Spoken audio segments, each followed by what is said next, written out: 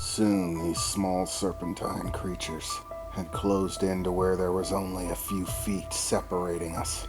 They were all around me. There was no moving in any direction without getting closer to them. For a moment I thought they might be about to attack, but then they just stopped. They just stopped in a perfect circle around me, one after another beginning to lift their heads, I guess. I've never seen anything like them. They were serpentine in shape, but in appearance, not even close. Each one about a foot and a half long maybe, with one of those beads of light glowing from their head, I guess. And all of them just raised their heads out of the water, as if they were looking at me. But they didn't have eyes. How could they see? As far as I could tell, they were just that gel substance. They didn't have any eyes or defining features. The only reason I could tell that they had heads was that they were larger and a slightly different shape to them. But on closer inspection, I could see some lines. It was hard to make out with their fluorescent form, but it looked like maybe that was their mouths. And then, strangely enough, I started to see what looked like a vibration, some sort of rapid pulsation where their heads started jiggling in a rapid motion, and a sound. It sounded like crickets chirping, and all of them were doing it. The room started to be filled with the sound of all these hundreds of snake-like creatures making that chirping sound, their heads rapidly shaking. And just as quickly as it began, it stopped. At that point, I saw a section of them start to move away, spreading out like they were clearing a path. The rest of them stayed put. They didn't move an inch. They just sat there floating to the surface, pointing those heads in my direction. And as a large path cleared, I heard a massive amount of splashing.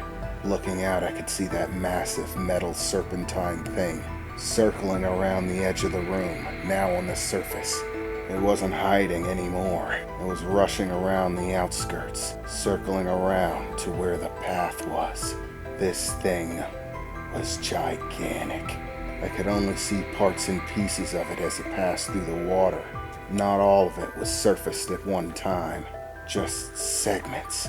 As far as I could tell, this thing must have been 100 foot long, easily. And yeah, it looked like it was made of solid metal, a shimmering silver metal. And as it swooshed around to where the path was, there was an enormous splash of water, and its head breached the surface. It was hundreds of times larger than these snake things, but it had the same shape. Only this wasn't fluorescent at all. It was like armor, like the entire thing was made of steel, but still held the same basic shape, just made of shifting plates, overlapping one another, with a massive head, 3 times the size of my body, easily.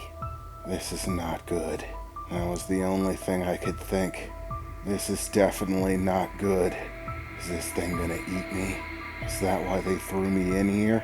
To be monster food? This massive metal monstrosity slithered its way closer to me. I thought it might be in a rush, but no. I'm surrounded. There's nowhere I can go. These other snake things aren't moving an inch, and the big one has no problem taking its time as it comes closer and closer to me, until it's only a few yards away, and it stopped. It stopped there, just looking in my direction, looking down at me as if I was tiny. Compared to it, I was. I felt like a mouse looking at a cobra. This is not happening. This can't be happening. The thoughts crossed my mind, but there I was nonetheless. This has to be some sort of dream, some nightmare brought on by the medication. I have to still be asleep at the hospital. That's the only explanation that makes any sense. And still, it just stood there, And all at once, I began to see the plates of its head shifting, opening, moving over one another, beginning to spread apart, like its head was bisecting into different pieces, like seeing an orange cut into 4 slices. It spread open to a massive gaping void leading inside of it. There's no doubt about it. This is the part in the nightmare where the monster eats me. I was completely frozen. What do I do? How do I get out of this? There has to be a way out of this. And in the moment when I expected for it to lash out at me, or for some strange alien tongues or hooks to stretch out and snatch me in, gobble me up, instead, I began to see what appeared to be a stream of silverish liquid that seemed to flow out from the gaping void. It seemed to defy gravity, floating in midair, flowing down towards me, not directly towards me, towards the space in front of me. And as it made contact with the water, I saw something exit that stream of silvery liquid. It was another one of those small serpentine, jelly-like snakes. This one with a bright white light at the center of its head. As it made contact with the water, exiting the silvery stream, the silver liquid seemed to retract, flowing back inside of the massive metal snake.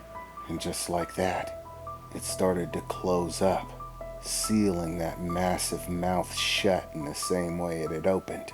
The small snake with the white light, the one that had appeared from it, looked back at it. It was controlling it. With a motion of its head, the massive silver metallic snake began to move back, rushing back into the water, the outskirts of this room, sinking into it, disappearing underneath it. And then the small snake turned its attention to me.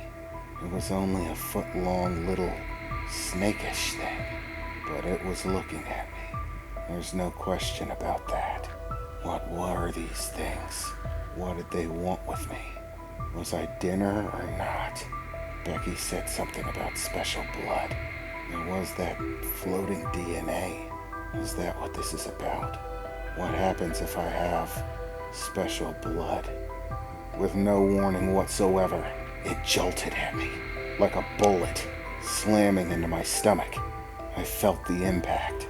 For a moment I expected to find blood, like it would punch a hole in me, like this was the part where I died in the horror movie. But what I found was even creepier than that. Somehow, it had passed right through my hospital gown. His tail was still hanging out. It didn't tear through it. As if it just passed through it. The same way you see running water pass through a cloth, but the back end of it was still hanging out, whipping back and forth. I started panicking.